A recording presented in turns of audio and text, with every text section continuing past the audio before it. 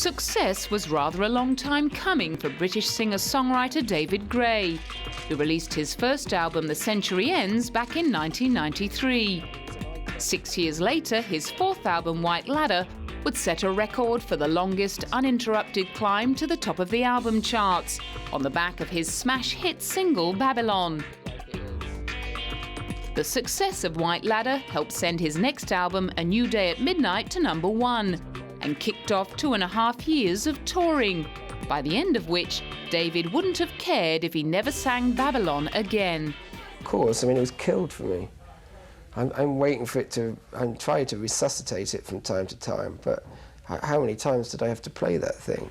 Like 10 times a day, 300 days a year, in all kinds of garish situations. Having spent so much time on the road, he knew all about the pitfalls of playing to new audiences night after night. I think the two biggest problems of playing music are, repetition and self-consciousness.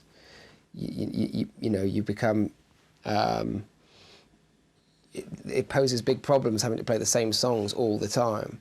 It is a bit of a strain. It's always great when you've been, like we've had a few weeks off and now we'll come back. The first few gigs will be really, really sparky because the songs will feel really new, but then that wears off very fast.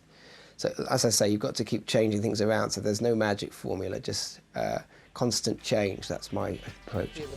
After taking time off to recover, he got back behind the piano to start writing songs for his next album, Life in Slow Motion.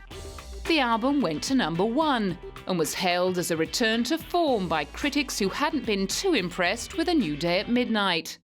Since then, he's released 2 compilations, one of his lesser-known early work and a greatest hits album. He's also been putting in appearances at huge gigs like Glastonbury, Live Earth and the Wireless Festival.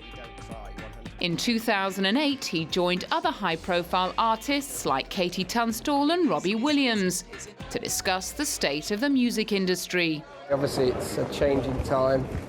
The music business is sort of falling apart, so I'm interested in any ideas of how to put it back together again. You've got things like Spotify, where people just get free music. So it doesn't look good from a sort of artist perspective. So I think if we all get together, I'm sure someone's got some bright ideas how we can sort of unite and sort of keep hold of our rights.